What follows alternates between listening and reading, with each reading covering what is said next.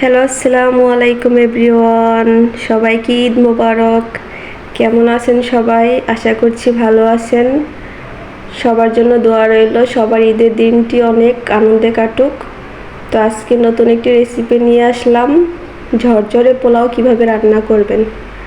তো রান্নার জন্য আমি এখানে 1 কেজি পরিমাণ চিনি গুঁড়া পোলাও চাল নিয়েছি।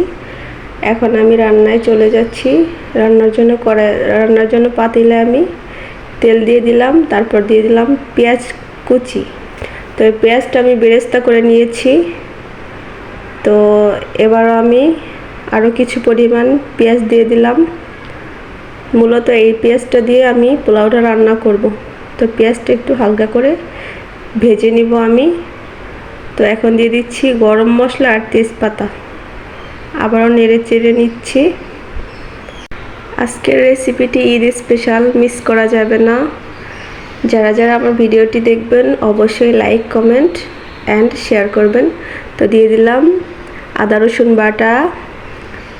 তো এখন আমি একটু হালকা নেড়ে চেড়ে তো চালগুলোকে দিয়ে দিচ্ছি। চালগুলো আমি আগেই ধুয়ে পানি ঝরিয়ে রেখেছিলাম। তো এখন আমি ভালো করে চালগুলো ভেজে নিব।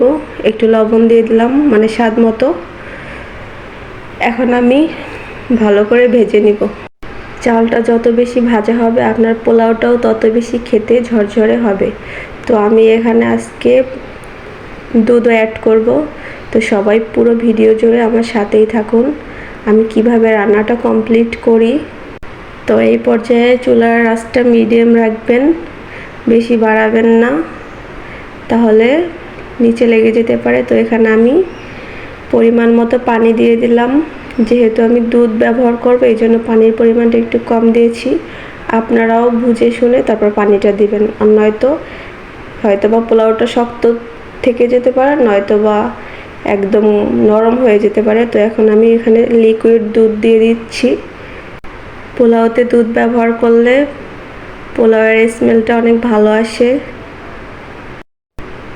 এখন আমি ঢাকনা ব্যবহার করব। তো মাঝে মধ্যে একটু নেড়ে চেড়ে দিবেন। আজকের রেসিপিটি অবশ্যই আপনাদের ঝরঝরে পোলাও রান্না করার জন্য কাজে লাগবে। তো আবার আমি ঢাকনা দিয়ে দিয়ে রান্নাটি করে নিব।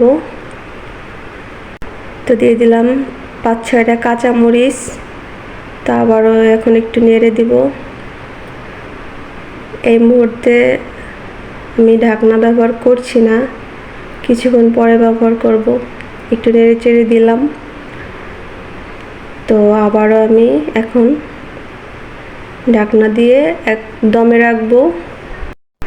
তো পোলাওয়ের পানিটা আমার শুকিয়ে গেছে। তো এখন আমি আবারও নেড়ে চেড়ে দিচ্ছি, নিচে যাতে লেগে না যায়। আপনারাও নেড়ে চেড়ে দিবেন বারবার, আর নয়তো লেগে যেতে পারে। এভাবে পোলাও রান্না করে দেখবেন, আশা করছি অনেক ভালো লাগবে আর পোলাওটা খেতে অনেক ঝরঝরে হবে। তো আমার রান্নাটা প্রায় কমপ্লিট। দেখছেন কতটা ঝরঝরে হয়েছে পোলাওটা। তো এখন আমি কিছু পেঁয়াজের বেরেস্তা দিয়ে দিলাম।